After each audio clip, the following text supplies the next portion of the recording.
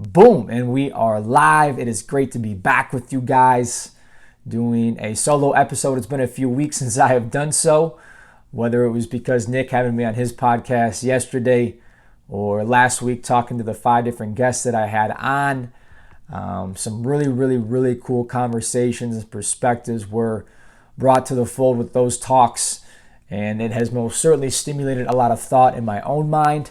Picked up a new book last week too, so there's a lot going on there, and just my own thoughts running crazy in general. I think the stuff that we're going to talk about today and moving forward throughout this week is going to be new.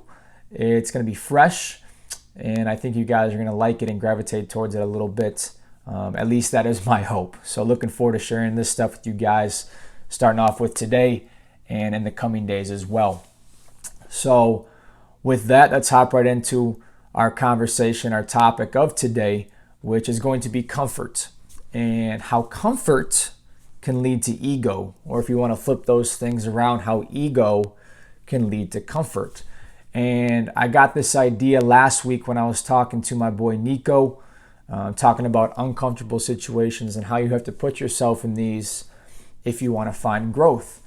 And it really got me thinking about my own life and my friends' life and family and just different people that I've been able to be around at different points in my life, whether they were pretty egotistical, maybe they weren't. They were kind of in this middle ground. And I started to try to think of commonalities with all these different people. And what really hit me hard and smacked me hard was the commonality of ego and what kind of drives that. And why is that going to be present in some people versus others and whatnot.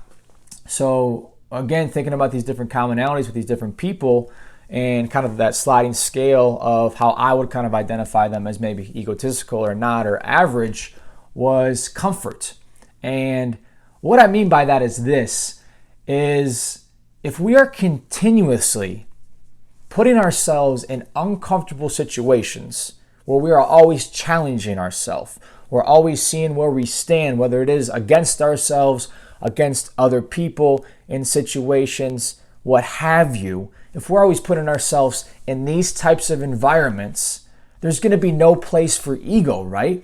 Because if I'm always competing, I'm always striving for more, I can't just settle on my own, substance of what I currently am. Because when I am competing against outside forces or maybe internal forces, it's going to show me who I am. And there's always going to be somebody out there who's bigger and better than you. Or maybe they're better looking or they're smarter, whatever. So this uncomfortable situations quite literally breaks down that ego because you are now witnessing with your own eyes, maybe, oh, I'm not that good. Or, oh, here's where I have to work on. Or here's what I have to work on. Or all these different things because you're seeing it for yourself. Like, no, I'm not as good as I thought I was. Or maybe if you are persevering through these challenges, great. Maybe I am as good as I thought I was, or I am pretty up to par in regards to, my own perspective on myself. But I think more times than not, we're not going to do that because other perspectives kind of come into play, other challenges come into play, other skill sets, and you can identify for yourself, oh,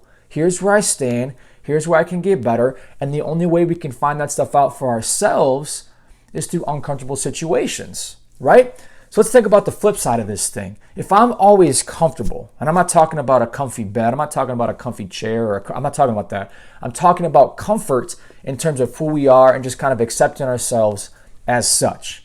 And if we're always putting ourselves around people that are kind of reaffirming what we already think we are, that's not challenging myself. And you can rest on that. And if that's all you're surrounded by, then that's when ego and pride continue to build. And you think that you're probably something you're not because now you're just surrounded in environments that aren't challenging you. They're not pushing you.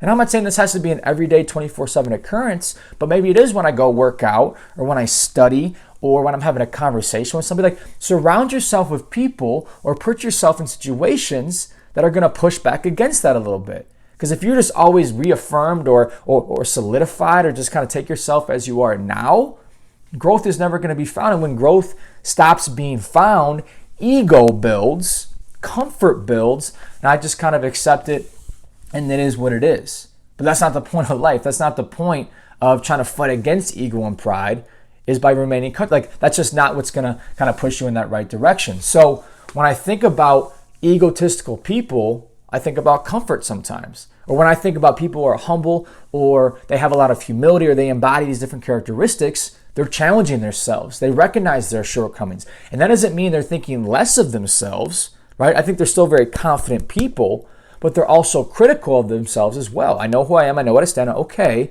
but there's always going to be room to grow. And if we can surround ourselves with people and environments that will maintain that perspective, then growth is going to be found and ego is going to kind of be knocked down a little bit. And that reminds me of a quote that our defensive back coach in college used to provide to us. Coach Harlan Barnett, fantastic human being, fantastic coach. Just one of those dudes that when he speaks, you most assuredly listen. It doesn't matter if he was your coach or not. He just has that presence about him. And very simply put, he used to say, be humble or be humbled, right? So to me, what I took that as is you can either put yourselves in these situations to humble yourself, realize where you are coming short or whatever, or you can be humbled by outside factors, by somebody else knocking you out in a football game, or, thinking you're all this, smart, this, but then you go off to college and realize you're not. Well, now you're being humbled instead of humbling yourself at the beginning of this whole situation. So just put yourself in situations where you're going to be able to humble yourself. Uncomfortable situations will do so, and I think you're going to be a lot better off. So, once again, comfort equals ego, or maybe ego equals comfort. But to kind of flip that on its head, uncomfortable situations results in humility. Uncomfortable situations or people around you results in being humble. And I think if we can fight for that, a lot of good can come out that perspective, and we're going to find ourselves in a much better spot. Okay? So with that, happy Tuesday to everybody. Humble yourself first before somebody else has to, right? And we do so by seeking those uncomfortable situations. Okay, so y'all have a fantastic day. Hope that makes sense. Got a new little room in here that we're doing this stuff with this week. So changing up the scenery for those of you who are watching and those of you who are listening. I hope you guys continue to find value with this stuff as well. So seek a challenge, seek that humble nature, seek that humble perspective, and we'll see you guys back here tomorrow. Okay, God bless. Coach Koob.